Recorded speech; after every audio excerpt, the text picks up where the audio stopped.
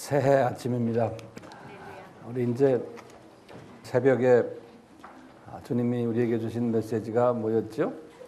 탐심을 버립시다. 네. 탐심만 버리시면 다 버리지 못해요. 조금씩 금년에. 그러려면 이스라엘 사람들이 1월 1일부터 10일까지 이 탐심을 버리는, 탐심이 우상이라 그랬죠. 성서에 어디에 나왔죠? 에베소서 5장 5절, 골로새서 3장 5절. 외우기 쉽죠? 이 말씀 꼭 잊지 마시고, 이스라엘 사람들이 이 탐심을 바울은 우상이라고 그랬지 않습니까? 그러니까 이 탐심이 우리의 삶 속에서는 우상이에요.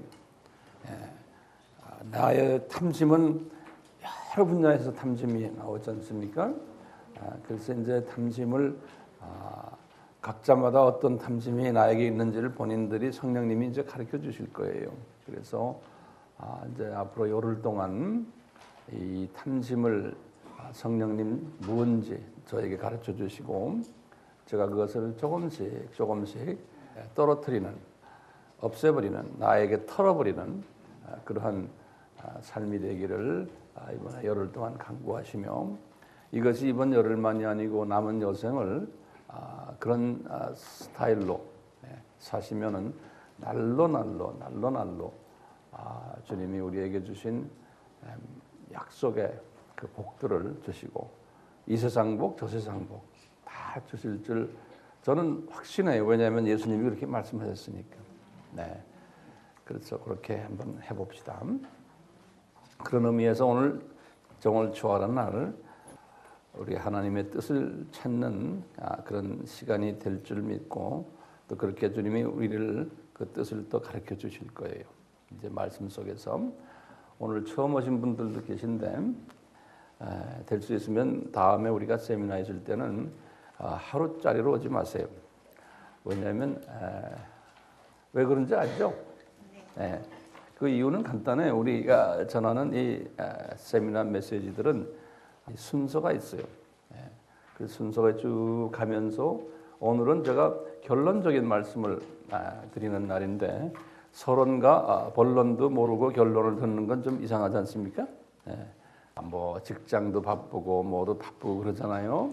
바쁜데 그런 거를 1년 전에 미리 다 직장에 높은 분들에게 양해를 구하고, 그러니까 미리 예약을 하고, 미리 이것은 내가 우선적입니다라는 것을 셋업해 놓고, 그리고 하면은 그런 일이 좀 적어져요. 이것도 다 탐심과 연관돼 있어요.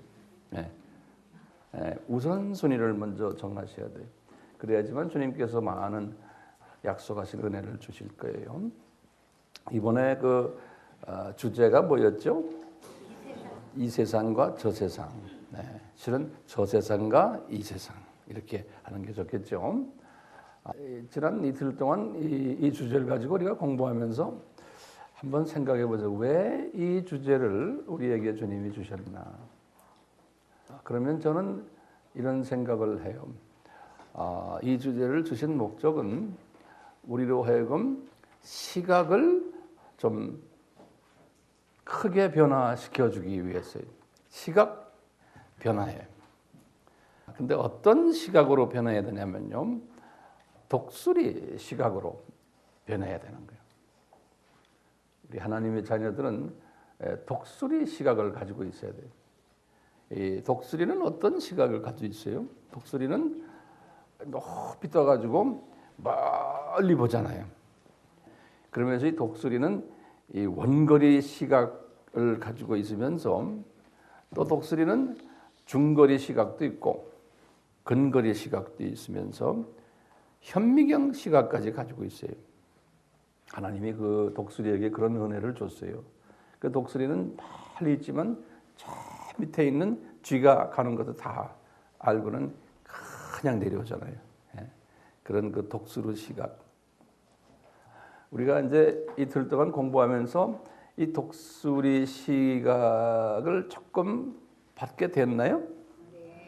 예? 여러분들 여기 오늘 처음 오신 분들은 뭐 대답할 수 없지만 어때요? 조금 도움 됐어요? 네. 그래서 오늘은 좀 더 독수리 시각을 더 가지려고 그러는데요. 문제가 생겼을 때 독수리는 창공을 차면서 올라가잖아요. 예. 이 독수리 시각을 가진 사람은 내가 지금 있는 이 문제를 내 앞에 두고는 이것 때문에 고민하고 이것 때문에 이러질 않거든요. 이 문제를 차고 올라가서 위에서 딱 내려다보는 거예요. 위에서 딱 내려다보면 아하, 이게 이래서 이런 문제가 일어났구나. 이걸 볼 수가 있죠. 그러니까 문제 해결 방법을 내가 시각을 높여서 보면은 이것이 해결이 되는 거예요. 그래서 시각을 변화를 시키지 않고 그대로 있는 그 시각 안에서 해결을 하려고 하는 것은 그건 인간적인 방법이에요. 그래서 인간적으로 그걸 여러 가지 방법을 제시해 주지만 그 시각을 가지고는 그냥 똑같은 시각 안에서 움직이는 것은 문제 해결의 정답이 될 수가 없어요. 그래서 탁 높이 올라가서 딱 보는 거예요. 보면은 지금 이 문제가 어디하고 연결되어 있구나. 또 앞으로 무슨 걸 보여주기 위해서 이 문제를 주시는 거나 이게 보이는 거예요. 쫙. 이제 그 연습을 하면 좋겠죠. 그래서 오늘 이 시간에는요. 독수리 시각 중에서 이제는 현미경 시각을 한번 우리가 좀 보고 싶어요. 현미경 시각을. 독수리도 현미경 시각 갖고 있잖아요. 이제 쥐가 바로 여기 있는데 쥐 가까이 온 거예요. 그래서 딱 보는 거예요. 이 말을 제가 왜 하냐면요. 우리 어제 저녁에 예수님께서 제자들에게 이 3,000년 동안 이 세상에 일어날 일들을 독수리 시각으로 보여줬어요. 그게 뭐죠? 마태복음 13장이요. 그렇죠? 독수리 시각으로 쫙 보여준 거예요. 어떻게 보여줬어요? 처음에 내가 창세전에 예비한 건데, 그랬죠? 이건 창세전에 예비한 건데, 이 독수리 시각은 아무나 이걸 볼 수 있는 게 아니다는 거예요. 이건 내가 예정된 나의 그 제자급의 사람들, 우리 모두가 이제 거기에 들어가기를 바라고요. 그분들에게 내가 보여주고 싶은 건데, 다른 사람들에게는 이건 나 보여주기 싫다. 그러니까 예수님이 그러신 너희들에게만 보여주겠다는 거예요.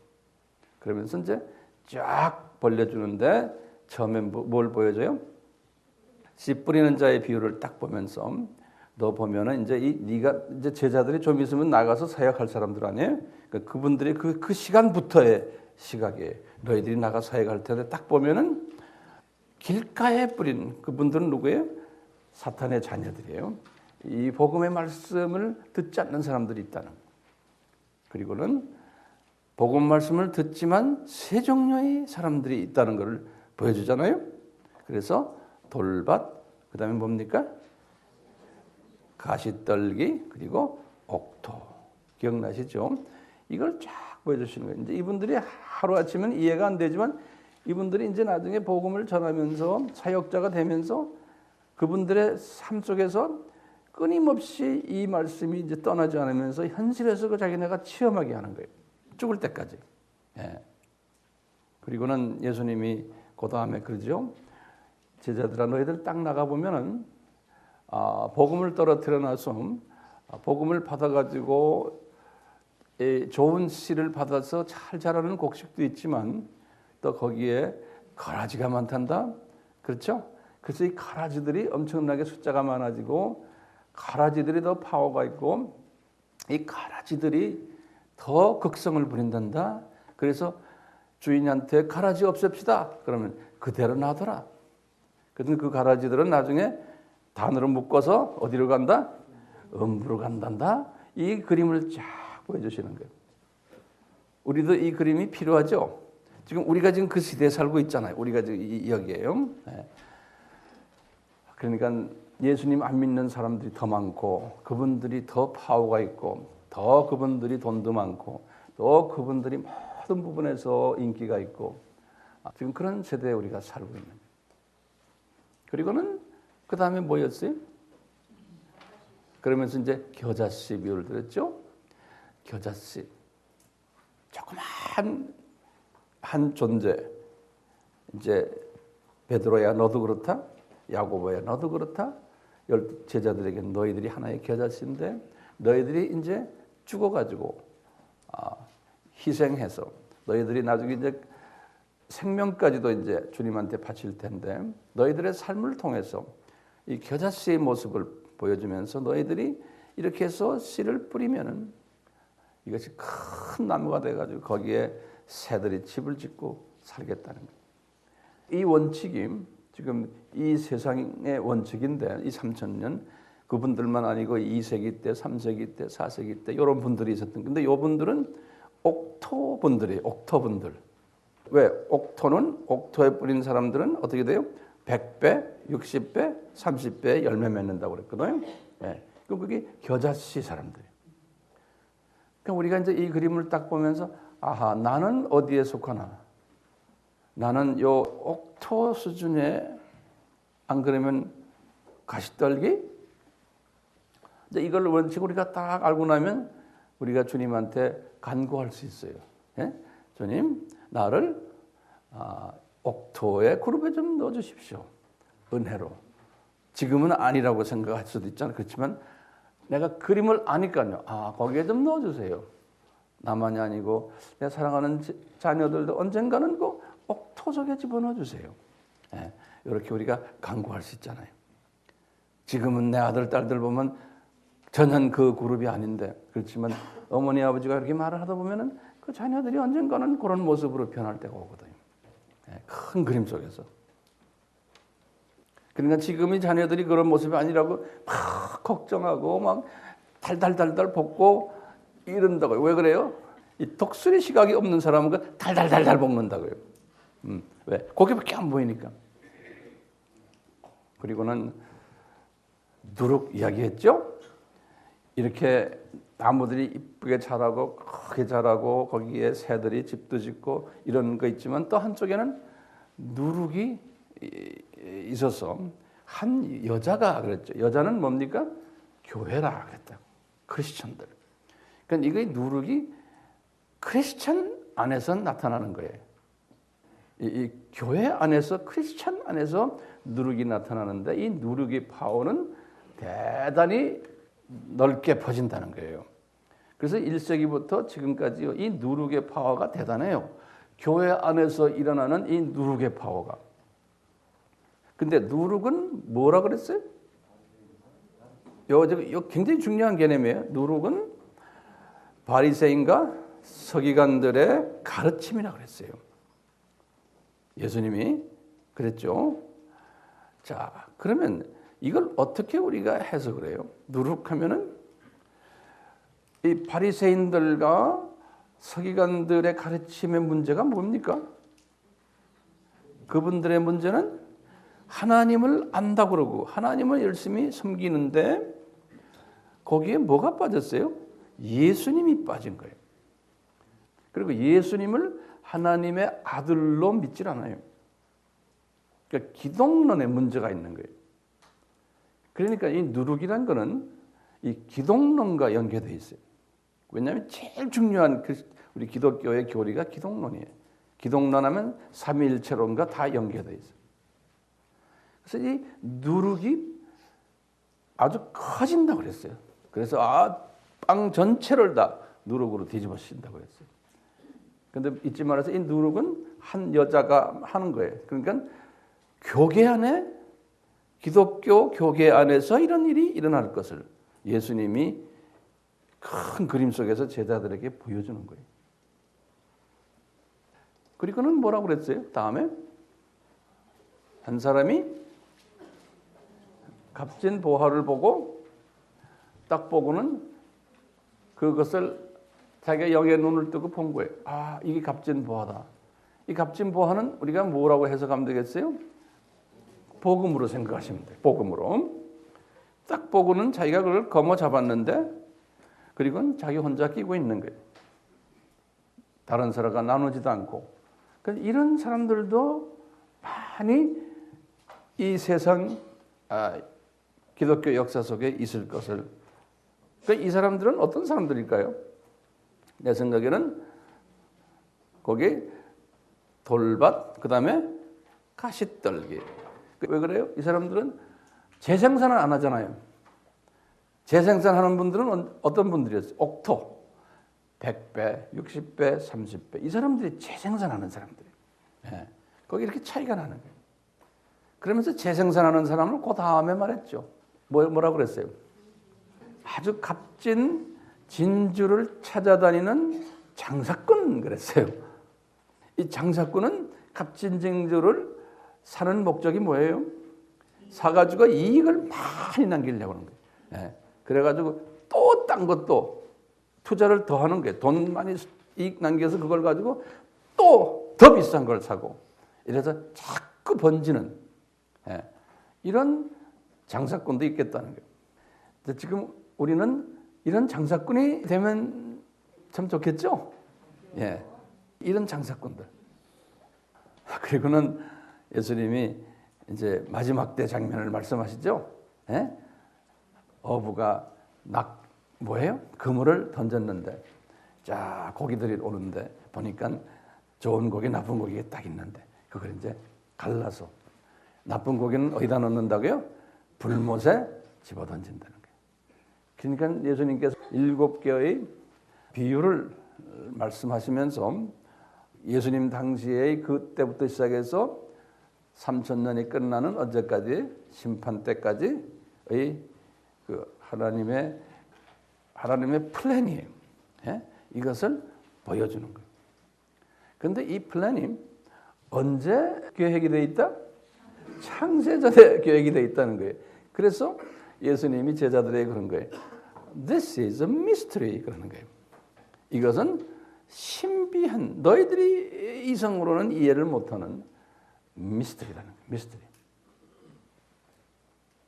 제가 이 말씀을 지금 드리는 이유는 어저께 여기에 없었던 분들을 위해서 다시 한번 말한 거예요.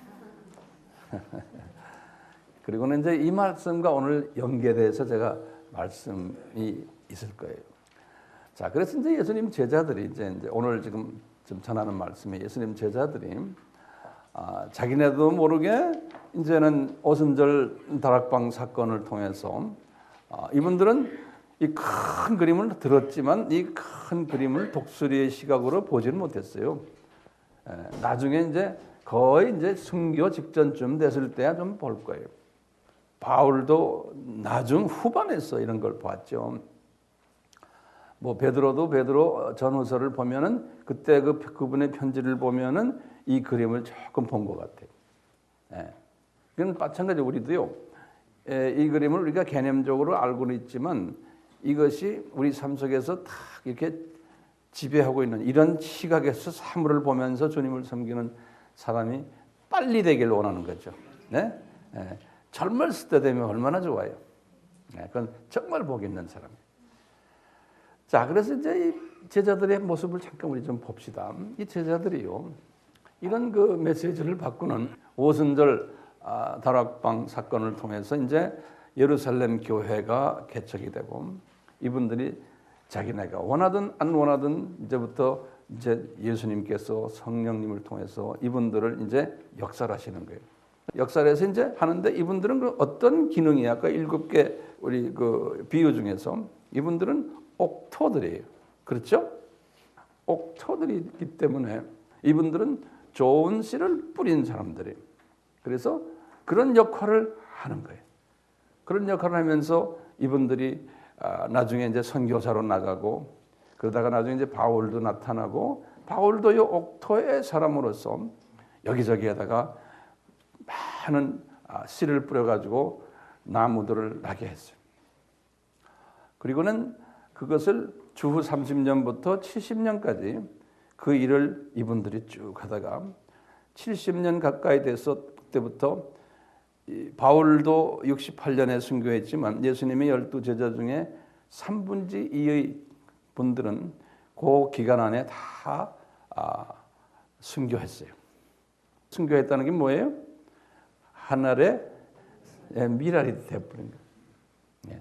그러니까 그분들을 통해 가지고 이 미랄이 됐지만 그게 그냥 썩어서 없어진 게 아니고 그 미랄들을 통해서 이제 주후 70년부터 그렇죠?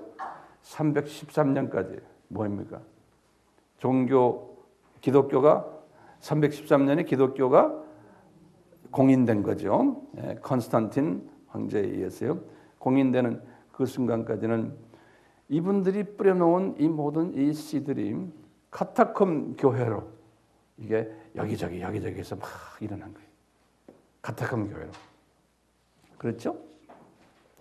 그래서 열심히들 복음을 전한 것이 313년까지 이렇게 전한 그런 일들이 쫙 일어난 거예요. 일어났는데 이 사도 바울이 복음을 전했던 그래서 교회를 개척했던 교회 중에 하나가 여러분들 다 예전에 다 공부한 걸 내가 좀 리뷰하는 거예요. 근데 시각을 좀 달리해서 제가 좀 여러분들에게 설명해 주는 거예요.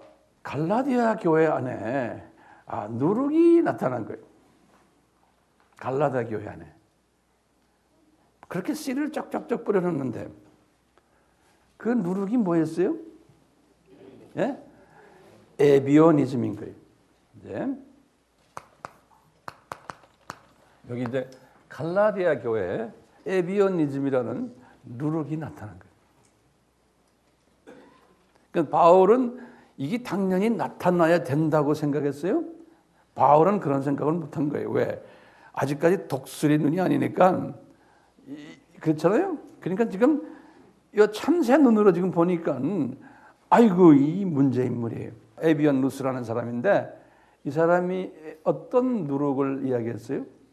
이 사람이 예수님이 하나님이 아니다라는 말이에요. 이분이 가르치는 게 예수님의 신성을 부인하는 예수님이 하나님이 아니다. 그런데 생각해 보세요. 바울이나 베드로나 이분들이 외치는 게 뭡니까? 예수님이 하나님이다 그러는데 거꾸로 지금 말하는 그룹이 나타난 거예요. 갈라디아 교회 안에서. 그래서 아주 골치 아팠어요. 그러는 가운데 이제 1세기부터요. 그 특별한 철학 사상이 하나 나타난 게 있어요. 철학 사상이. 그걸 뭐냐면 영지주의라고 해요. 영지주의. 예. 그 그노스티티즘이라고 영지주의라고 그러는데요. 이게 다 이 누룩을 만들기 위한 하나님의 다 계획이에요. 누룩을 만들기 위한. 그러니까 이 철학도 이 신학의 바닥에서 깔려 있는 하나의 학문이에요. 영지주의란 그 의미는 뭐냐면요. 영지주의란 의미는 그래서 간단하게 말하면요. 이 영적인 것만 진리고 육적인 것은 이것은 헬라 사상에서 다 나오는 게 육적인 것은 그거는 진리가 아니고 가짜고 또 그것은 냄새나고 썩는 것이고 영적인 것만 영원한 것이고 가치 있는 것이라고 믿는 사상이 이게 영지주의라고 이것을 믿고 지식적으로 믿는 그걸 믿는 그 지식을 진리라고 보는 거예요. 그래서 그노스티즘이라는 건 그노시스라는 건 안다는 헬라 말이거든요. 그래서 이 사상이 이제 1세기 때 이렇게 퍼지면서 교회 안에까지 들어온 거예요. 들어와서 교회 안에 그 누룩이 어떻게 이 누룩이 발전됐냐면 예수님이 그렇다면은 사람이 됐다고 그러는데 예수님이 어떻게 창조주라고 말하고 하나님이라고 말하는 분이 사람이 될 수 있느냐? 왜? 사람은 육은 그건 나쁜 건데 썩는 존재인데. 예? 그러니까 이분들이 너무나 예수님을 영적으로만 자꾸 보다가 보니까 영지주의의 물에 든 사람들의 생각은 그분이 사람이 된다는 건 그건 우리 볼 때는 그 더러운 건데, 예? 냄새나는 건데.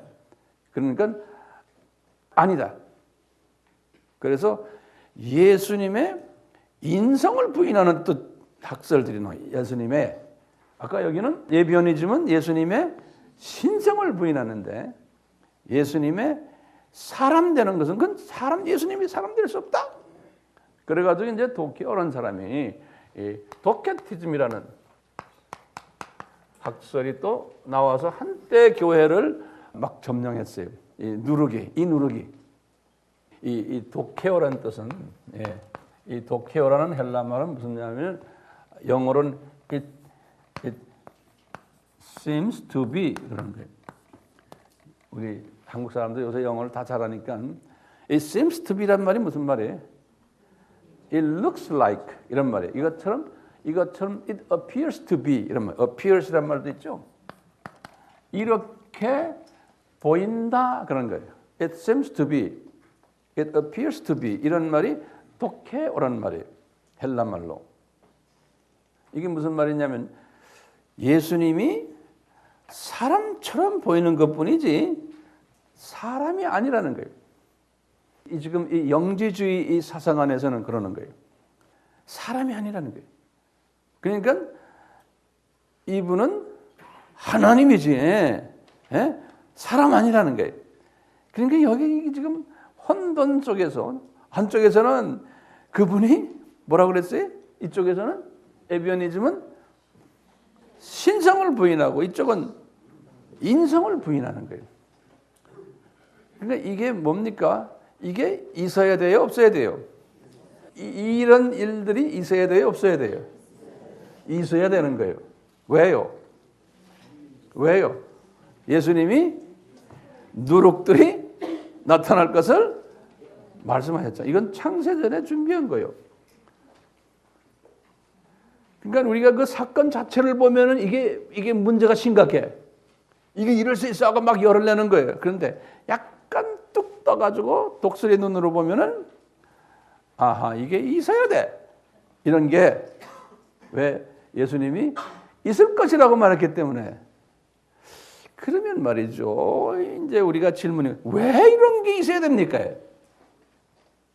그럼 뭐라고 대답해요? 이런 게 있어야지만 예수님에 대한 신성도 부인하고 인성도 부인하고 이런 게 있어야지만 기독교인들이 이 혼돈 속에서 야 그러면 진짜 이 예수님이 뭐냐 이게 더 예수님에 대해서 알고 싶어하는 게 나오는 거예요. 우리 엊그저께 여기 지금 뭐 황사가 온다 뭐 온다고 하죠. 그럴 때 더 산소가 필요한 것처럼요. 이 나쁜 게 있어야지만 진짜를 찾게 돼 있는 거예요. 사람이 어려워야지만 이 사람이 정신 차리는 거랑 마찬가지예요. 그러니까 하나님이 이런 그 누룩을 일부러 집어 던져 놓는 거예요. 교회 안에. 그러니까 나중에 이제 기독교인들이 모여가지고 이거 우리가 정리하자 이렇게 나온 거예요. 그래가지고 정리된 게 뭐냐? 예수님은 완전한 신이시고 또 완전한 인간이다라는 학설이 나온 거예요. 근데 그 학설이 이런 놈들이 잡놈들이 있어야지만 나오는 거예요. 이게 없으면은 그런 회의도 안 해요. 그렇죠? 이 영지주의 사람들 중에 또 무슨 주의가 하나 나타났냐면요. 영지주의의 영향을 받은 사람 중에요. 금욕주의라는 사상이 또 일어났어요. 금욕주의.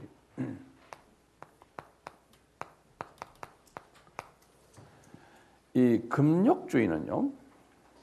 우리 크리스찬들은 하나님의 자녀들은 영적으로 계속 발전돼야지 영이 진짜이기 때문에 육신은 이게 더러운 거고 이것은 죄성이 있고 망하는 거기 때문에 우리 크리스찬들은 영적으로만 항상 발전돼야지 육은 그건 썩을 거기 때문에 마음대로 다뤄야 된다는 거예요. 육은 스스로 육을 좀 학대를 해야 된다는 거예요. 육은.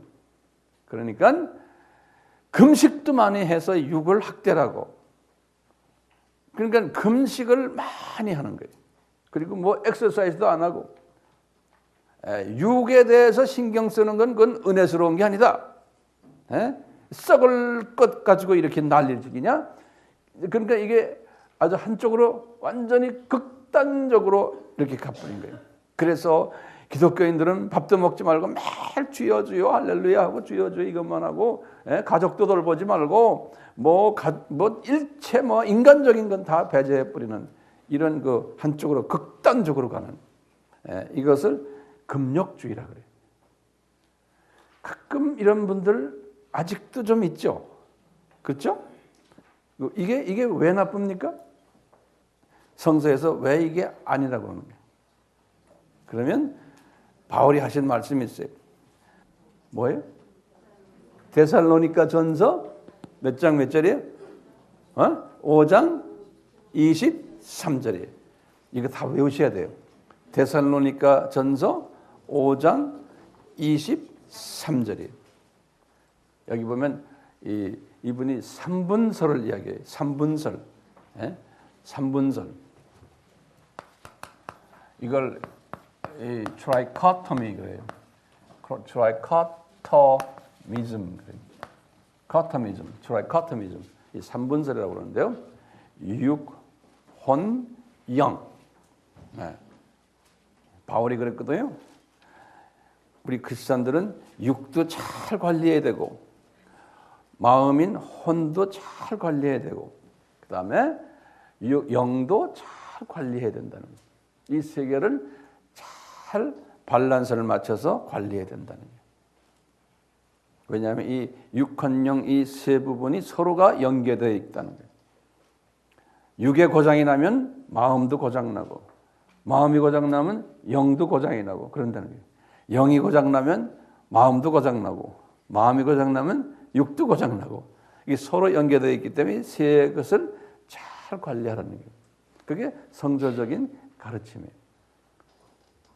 그런데 여기 지금 금욕주의 사람들은 그걸 안 하는 거예요. 그러니까 이것도 하나의 이것도 누룩인 거예요. 1세기 때 이렇게 복음을 여기저기다 많이 뿌려서 교회들이 많이 이제 나타나고 이랬는데 그 안에 누룩들이 여기저기에서 막 나타나는 거예요. 그러니까 복음을 전했던 주님의 신실한 사람들이 이것 때문에 막 더 기도하게 되고 이것 때문에 하나님의 뜻이 어디 있습니까? 왜 우리 교회가 이렇게 복잡합니까? 왜 이 잡사람들이 많습니까? 이러고 있지 않습니까? 그렇게 하도록 하나님께서 인도를 하시는 거예요. 그리고 이제 2세기에 들어와서요. 몬타니즘이라는 또 이단 사상이 나왔어요. 2세기에 들어왔어요. 여기 1세기 때 얘기합니다가요. 몬타니즘이라고요. 이 몬타니즘 뭐냐면요. 몬타니우스라는 사람인데요. 이 사람이 이런 생각을 하고 가르쳤어요. 마가의 다락방에 성령님 내리신 그 성령님 그것은 진짜 성령님이 아니고 지금 2세기 때요. 나에게 성령님이 지금 내려졌는데 이 성령님이 진짜 성령님이라는 거예요.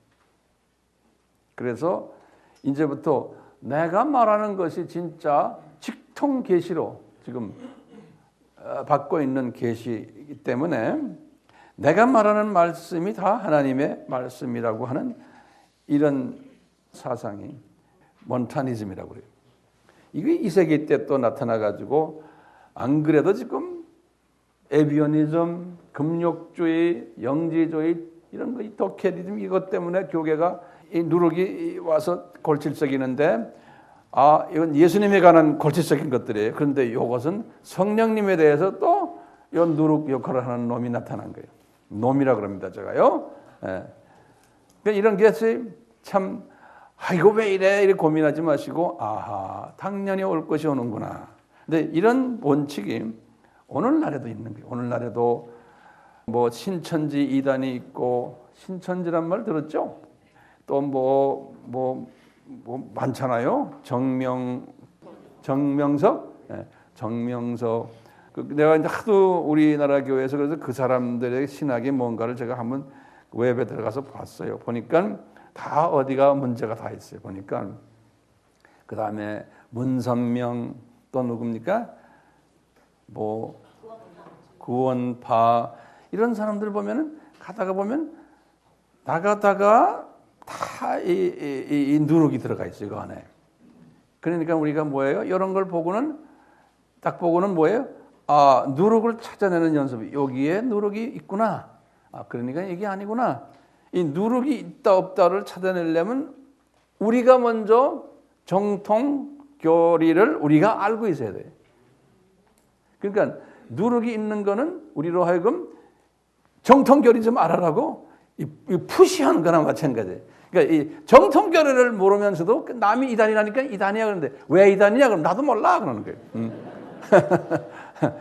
그게 우리 주님이 전능하신 분인데 왜 그 양반들을 이렇게 난리지기게 만들어놔요? 싹 없애버리지. 예? 우리 기독교 하나님은 힘도 없는 하나님처럼 보이잖아요. 그 안에 주님이 다 이렇게 허락하시는 거예요. 여기에 지금 이산화탄소가 이렇게 많은 거랑 똑같아요. 허락하세요. 허락하지만 주님의 자녀들은 그걸 보고 전신갑주입을 하는 거예요. 전신갑주입을 메시지가 그분들을 통해서 우리에게 오는 거예요. 실은 그분들은 미워는 해야죠. 그렇지만 미워하는 것보다 그걸 뒤집어서 뭐예요? 하나님 저런 사람을 우리에게 이렇게 주셔서 감사합니다. 그놈들 때문에 내가 주님을 더 전신갑주를 입고 주님을 더 알게 되지 않습니까? 이렇게 이 시각을 바꾸는 거예요. 어떤 사람이 이런 시각을 가져요? 독수리 시각을 가진 사람이 이런 시각을 가지는 거예요. 독수리 시각을. 우리 3세기에 들어가서요. 계속 누룩이 이제 이것도 더 점점점 센 누룩들이 나타나요. 예. 이 3세기 들어와서요.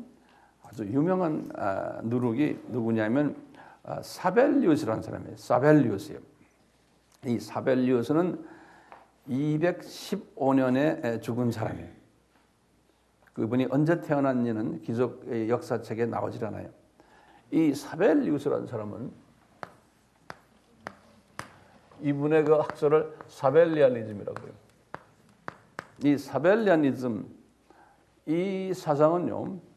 이 사람이 그래도 고민 많이 한 사람이에요. 이 성서를 그 당시에는 신약 성경이 정식으로는 없었지만 쪼가리 신약 성경들은 다 있었을 때거든요. 읽다 보니까 이분도 혼돈스럽죠. 성부 하나님, 성자 하나님, 성령 하나님 이 관계성이 애매한 거예요. 우리가 그냥 이렇게 성서를 봐도 그렇잖아요. 근데 이분이 이 부분에 대해서 나름대로의 삼위일체론을 만들어냈어요. 이분이요. 그래서 이 사벨리아니즘이 이 사벨리우스가 삼위일체론을 만든 사람이에요. 삼위일체론을요. 근데 이분의 만들어놓은 삼위일체론이 성서적 끝이 보이지만 비성서적 개념이 여기 많이 들어가 있는 거예요. 이분이 가지고 있는 사벨리아니즘이 뭐냐면 한국말로는 양태론이라고 그래요. 양태론. 이걸 신학적인 용어로는 모달리스틱 모나키알리즘 그러는데요. 여러분들 이 말은 알 필요가 없어요. 이걸 양태론적 단일 신론 이렇게 한국말로 번역이 되어 있어요. 예. 양태론적 단일 신론. 이게 어떤 사상이냐면요.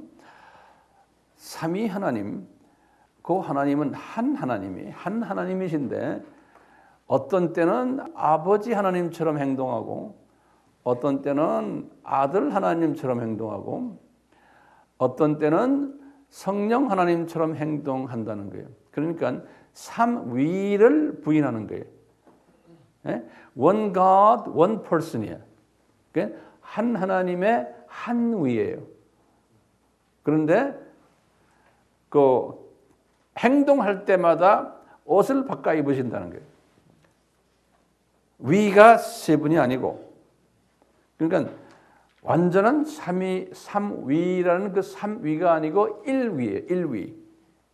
그렇지만 대단한 발견이에요. 이 사람이 이전에는 이거를 건드리지 못했어요. 이 부분을. 근데 이분이 이 부분만 해도 대단한 발견이에요. 그러니까 주님이 그렇게 하신 거예요. 나중에 이게 문제가 생기니까 삼위일체론이 이제 정립이 되는 과정이 나와요. 그 삼위일체론이 정립이 되기까지는 이런 과정이 필요한 거예요. 이런 누룩이. 예. 근데 지금도 우리나라도 그렇고 다른 나라에 가면요, 이 양태론이라고 그래요. 이 사벨리아니즘이 아직도 여기저기에서 가르치고 그렇게 또 이해하는 분들이 많아요. 예컨대 예를 들죠.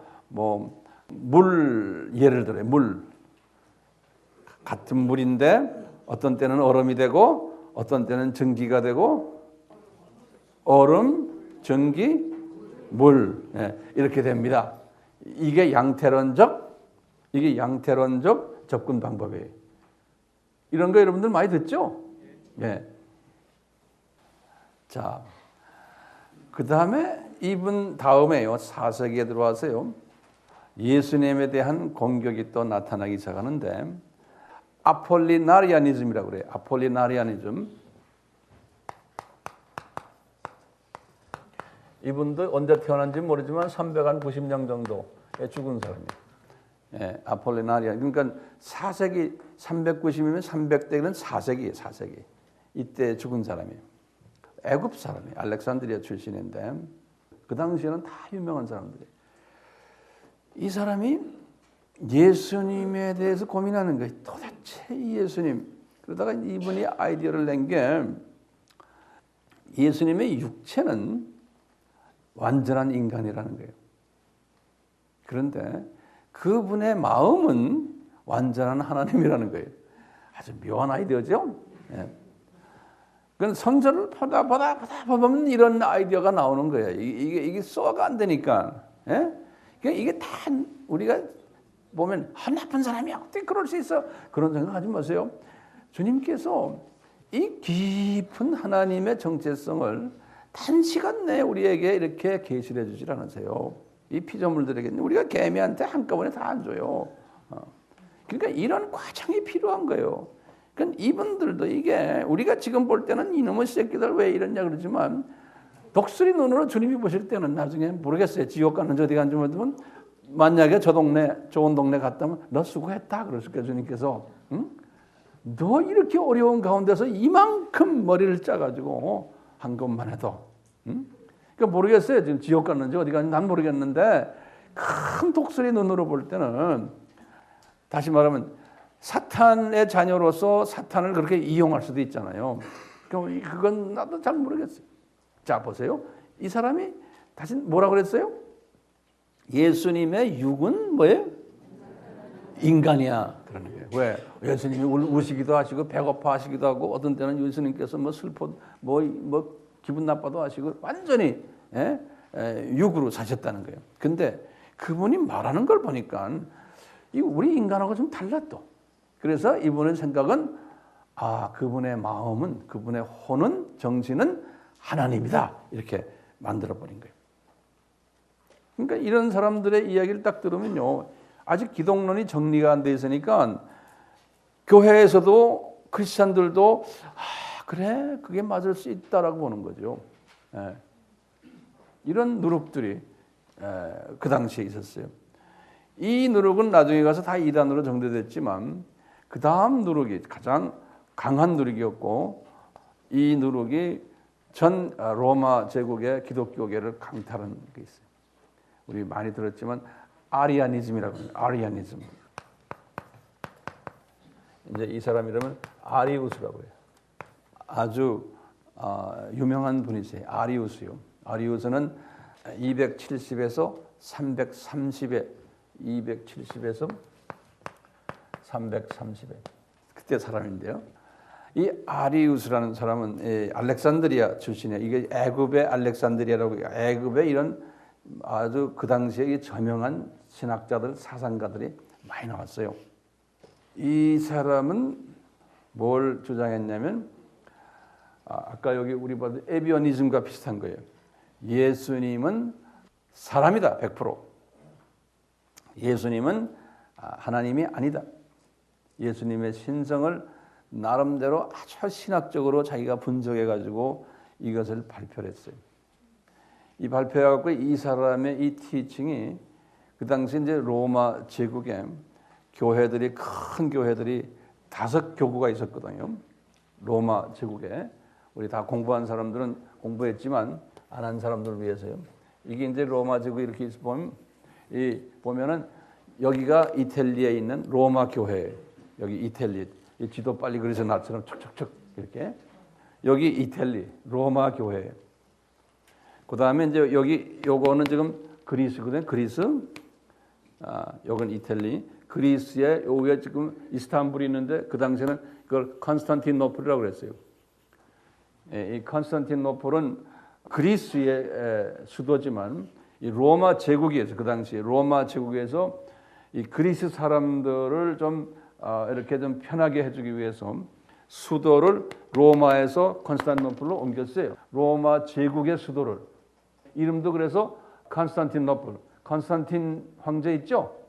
그 컨스탄틴 황제 이름을 붙여서 컨스탄티노플로 한 게 그리스인데, 그래서 이것을 제2의 로마라고 그래요.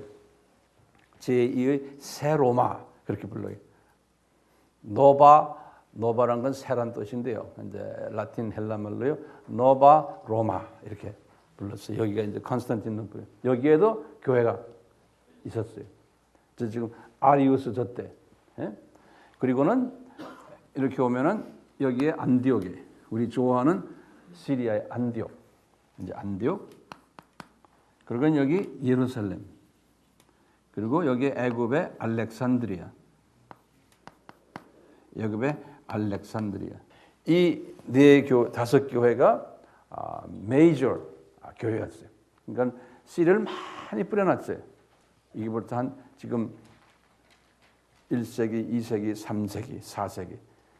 그러니까 씨가 많이 떨어 나무들이 많이 자라났는데 이 아리아니즘이 알렉산드리아 여기에서 시작이 됐는데 이분의 그 누룩이 온 교회에 퍼졌어요. 온 교회 이 누룩이 전 로마 제국의 교회에 쫙 퍼진 거예요. 근데 예수님께서 요만 누룩이 팍 퍼진다고 하는 그대로예요. 그러니까 예수님께서 만유를 다 지고 계신 분인데 예수님이 마음에 안 드시면 저 알렉산드리아 저기에서 이 아리우스가 이런 엉터리 말을 하면은 그냥 그놈을 죽여버리든지 안 그러면 그것이 퍼지지 않도록 할 수 있잖아요. 할 수 있어요, 없어요? 할 수 있다고 우리가 믿어야 돼요. 그런데 안 하신 거예요. 예. 그럼 왜 안 했습니까? 이렇게 우리가 또 따지고 들어가면 그럼 뭐라고 그럴까요? 예? 내가 창세전에 예비했다 이렇게. 예, 그러면 어디에 창세전에 예비했다가 있습니까? 그럼 또 뭐라고 대답해야 돼? 그러면 성경에 어디 나와요? 예? 마태복음 13장에 누룩 비유입니다 그러는 거예요. 예? 근데 거기 누룩 비유인데 거기 창세전이라고 어디 있습니까? 또 이렇게 또 덤빌 수 있죠? 그러면 또 어디를 찾아야 돼? 마태복음 13장 몇 절이에요? 35절. 예. 한 눈으로 쫙 보셔야 됩니다. 35절이에요. 이 모든 7가지 비유를 예수님이 제자들에게 하시는 말씀, 내가 이걸 창세전에 만들었다가 감추었다가 지금 내가 나타내는 거다. 이런 말씀하시는 거예요. 거기다 줄 그어놨어요? 옆 사람 성경 좀 체크하세요. 줄 건너 안 건너. 걸어도 안 걷는 사람이 있어요. 성경을 신주단지 모시는 사람이 있어요. 그 성경 말씀이 중요한 거지. 종이가 그건 종이는 15,000원짜리밖에 안 돼요. 네. 그 안에 내용이 중요하잖아요. 그러니까 성경을 지저분하게 하셔야 돼요. 그래가지고 이 지금 아리우스가 이런 문제를 야기시켰어요. 그러니까 교회 안에 이 누룩들이 여기저기서 많이 나타나니까요. 진짜 하나님의 자녀들이 혼돈스러웠어요. 자, 그러다가요. 5세기에 들어와서요. 아주 영향을 또 많이 준 사람 하나 있어요. 펠라기아니즘이라고 그래요. 펠라기아니즘. 5세기에 들어와서요. 이건 펠라기우스라는 사람이에요. 영국 사람인데요. 영국 사람인데 이분이 연대는 어떻게 되냐면 354에서 422. 354에서 422. 여기 이제 400년도에 들어가면 그 5세기가 되는 거예요. 5세기. 이 펠라기아니즘이라고 아주 우리 신학에서는 좀 신경을 쓰는 하나의 그 학설이거든요. 이 사람이 무슨 말을 했냐면요. 이 사람은 이제는 예수님에 관한 이야기보다도 구원론 쪽에 관한 이야기예요. 그래서 오늘 이제 이런 부분을 나중에 이제 심도 있게 우리가 좀 다룰 거예요. 이 펠라기우스라는 사람이 이런 말을 했어요. 원죄 자체를 부정하는 거예요. 잘 이해가 하세요. 아담의 원죄를 부정하면서 그건 아담의 잘못이 아니라는 거예요. 그러면 뭐가 문제냐? 아담 속에 있는 아담의 자유의지가 부패했기 때문에 아담이 그런 행동을 했다는 거예요. 다시 말해 이 자유의지를 free will이라고 그래요. free will 또는 volition 그래요. 의지, 자유, 사람 속에 있는 이 펠라기우스의 이 자유의지 사상이 지금의 이 종교 타원주의 지금까지도 다 연결되어 있어요. 이 모든 사람의 이 신학 속에 또 이 철학 속에. 그래서 이 펠라기아니즘이란 이 사람이 주장하는 자유의지에 관한 학설이 지금까지도 이 철학이나 이 신학 속에 큰 영향을 주고 있어요. 자, 내가 뭐라고 그랬어요? 자유의지가 아담의 속에 있는 자유의지가 부패해가지고 이분이 죄를 지은 거지. 그러니까 아담이 원죄를 안고 있었던 사람이 아니라는 거예요. 그러니까 자유의지를 다시 회복시켜주면은 스스로 이분이 원죄가 죄가 회복될 수 있다는 거예요. 그러니까 예수님이 필요 없어요? 있어요. 이 사람 생각에서는 우리 인간 책임이라는 거예요. 구원을 우리가 다시 회복하는 것은. 그러니까 이 사람은요, 나중에 이제 에베소 공의회가 431년에 있었는데, 에베소 공의회에서 이 사람을 이단으로 취급해 버렸어요. 자, 이 사람이 왜 이런 생각을 가졌을까요? 이 사람이 이 독수리 눈을 가지지 못했던 거예요. 독수리 눈을 가지면 어떻게 돼요? 우리가 첫날부터 봤지만 창세 전부터 보이기 시작하는 거예요. 그렇죠? 창세 전에 이미 예수님이 인간으로 오셔서 이 문제를 해결하실 분이라는 것을 창세 전에 우리 벌써 독수리 눈을 가진 사람은 알죠? 그러니까 아담이 타락할 것을 이미 창세 전에 알았던 거예요.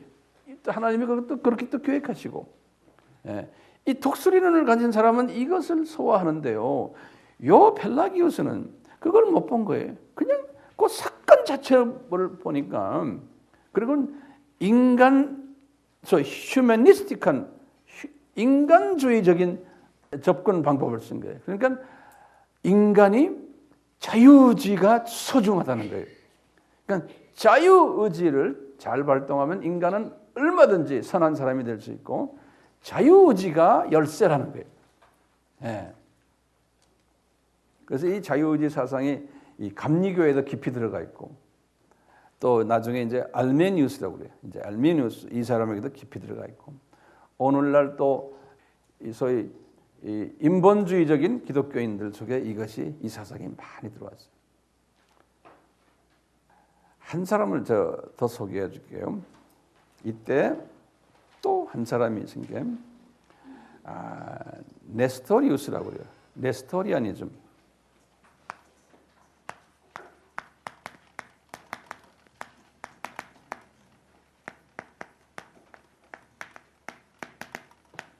이 네스토리우스는 386년에서 450년이에요.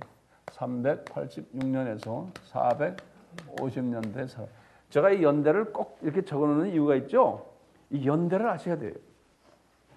그냥 이름만 적으면 안 돼. 의미가 없어요. 어느 시대의 사람이고 그때 어떤 사람과 관계했고 이 시대적인 이 역사적인 시각을 가지고 계셔야 돼요. 네스토리우스라는 사람은요. 본래가 그리스 사람이에요. 콘스탄티노플 사람인데 거기에서 콘스탄티노플 교회의 교부 중에 한 사람이었어요. 지도자였어요. 이 사람인데 이 사람도 고민하는 거죠. 예수님에 대해서 고민하다. 이분이 어떤 아이디어를 냈냐면요. 마리아가 예수님을 잉태했을 때는 예수님이 하나님의 신이 아니었다는 거예요. 그런데 세례 요한에게서 세례를 받으면서 신으로 변신했다는 거예요. 이게 이제 네스토리아니즘이에요. 그러니까 이분이 예수님이 이제 세례를 받는 그 순간부터 신이었으니까 예수님의 신성을 인정을 해요. 하지만 거기에 보면 토시가 달려있는 거예요. 그 전에는 아니었다는. 이 사람의 이 사상 때문에요. 이 5대 교회가요. 또 한바탕 들썩했어요. 한바탕 들썩하면서 뭐 이분을 핍박하니까 이분이 시리아로 도망갔어요. 저 안디옥 교회 근방에 저쪽 시리아로. 시리아로 이분이 피신했다가 거기에서 또 살기 힘들어서 저 알렉산드리아 저쪽으로 또 내려왔어요. 애굽에 거기 알렉산드리아 옆 주변 보면 사막지대들이. 그래서 이제 그쪽에 와서 이제 야인 생활을 하다가 이분이 도저히 이 5대 교구 안에서는 서바이브하기가 힘드니까 이분이 이 페르시아, 이 동네가 페르시아거든. 이 동네 페르시아가 이제 다시 말하면 이란이죠. 페르시아의 그 당시에 유명한 왕조가 사산이라고 해요. 사산. SASSANID S 그래. 사샤니즈. 사산 왕조가요. 언제부터 왕조냐면 224년부터 651년까지의 왕조에 페르시아 왕조에 샤산 왕조가요. 우리 같으면 신라 뭐 이런 식으로요. 왕조인데 이 왕조 때에 페르시아 사람들은 지금도요. 이 왕조 시대 때 그분들이 가지고 있는 자기네 국교가 있었어요. 그 국교가 이제 조로아스트리아니즘이라고 조로아스터 교회, 한국말로는 조로아스터. 이런 이 종교를 갖고 있었던 종교성이 강한 그 왕이었어요. 페르시아 왕이 샤산 왕이에요. 이 사람이 이 네스토리우스가 이 안디옥에서부터 있을 때 이 사람이 벌써 네스토리우스의 이야기를 들은 거예요. 왜냐하면 지금 네스토리우스가 선교 마인드가 강했어요. 근데 이 대표적으로 선교 마인드가 강했던 사람이 기독교의 지금 400년 역사 속에서 그 당시에 그래서 이분이 안디옥 근방에서 자기의 신학교 하나 만들어 가지고 거기서 이분이 제자들 양성했어요. 그러다가 거기서 이제 핍박받아 가지고 다시 이제 애굽으로 내려왔는데 학교는 거기 그대로 있는 거예요. 그 안에 모든 문헌들을 보면요.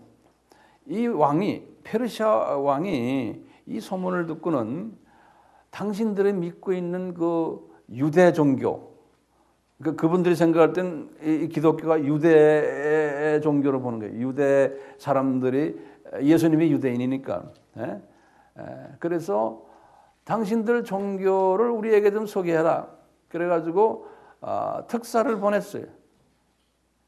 그래서 이제 이분도 특사가 가서 보고 왔다 갔다 하다가 나중에 제일 왕초대는 누굽니까? 이 네스토리우스도 좀 공식적으로 국빈으로 초청을 했어요. 국빈으로 초청해서 아예 교회도 세워주고 아주 완전히 기독교를 아주 그냥 호의적으로 해서 이분이 이제 그동안에 핍박을 받다가 거기에서 이제는 제대로 살아난 거예요. 네스토리우스가. 그러니까 이 소문이 이 중국의 당태종한테까지 간 거예요. 그 당시에 당나라였거든 중국이. 당나라가 618년부터 907년까지 나라예요. 618년부터 907년까지 나라인데 이분이 죽은 후에 이분 제자들이 열심히 복음을 전하다가 이 당태종까지 귀에 들어가 가지고 당태종이 이 네스토리안들을 초청을 한 거예요. 그래서 네스토리안들이 당나라에 들어가서 기독교를 소개하는데 당나라 사람들이 많이 기독교인으로 개종을 했어요. 그러다가 이제 당태종의 후임자가 당태종은 당나라의 당태종이니까 첫 왕 아니에요? 두 번째 이대왕이 고종이에요. 고종. 예. 당태종은 임기가 언제냐면 626년에서 649년이에요.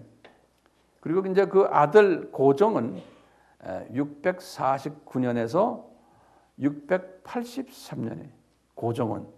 근데 이 고종들이 이 아들분이 이 교를 이름을 경교라고 이름을 붙이고는 경교, 그리고는 국교로 삼았어요. 국교로. 이 네소리안 기독교를 국교를 삼았어요. 그래가지고 약간 이제 당나라가 907년에 망했으니까 그 보시면 이분이 지금 고종이 683년에 죽은 사람 아니에요? 그러니까 그 700년이라고 생각해도 약간 200년 가까이 이 당나라가 이 경교의 그 영향을 받아왔었어요. 그럴 때 우리나라 신라하고도 신라와 당나라하고는 그 당시에 가까운 사이니까 이 당나라 쪽에서 신라 분들이 당나라에 와서 공부하러 가고 왔다 갔다 교류를 하면서 신라의 이 경교가 같다는 그러한 간접적인 증거들이 있어요. 그래서 뭐 신라의 불국사에 가면 돌이 뭐가 있는데 거기에 십자가 모양이 있고 뭐 이렇게 해서 또 이 부분만 또 신나게 연구하는 분들이 있어요. 그러니까 우리나라도 기독교가 만약에 이것이 진실이라면 조금 변질된 기독교지만 그렇지만 왜냐하면 아직까지 정립된 교리를 만들기 전에 일어나는 일들이었어요. 그래서 이제 이 경교도 우리나라에 왔다라고 일반적으로 그렇게 그렇게 이해하고 있어요. 그런데 왜 그러냐? 한국이 왜 이렇게 지금 선교 대국이 됐을까? 그럴 때 이제 우리가 우리 스스로를 위안하는 의미에서 우리가 복음을 그래도 오래전에 받은 민족이야? 뭐 이렇게 하는데 그건 신라 사람들이 받은 거 아니에요. 그런데 지금 보면 신라가 제일 복음화가 안 돼 있어. 네, 신라 사람들이 제일 완악해요. 복음에 대해서는. 여기 신라 출신들 회개하세요. 자, 제가 이제 우선 서론적으로 여기에서 좀 끝내고 그리고 또 계속합시다.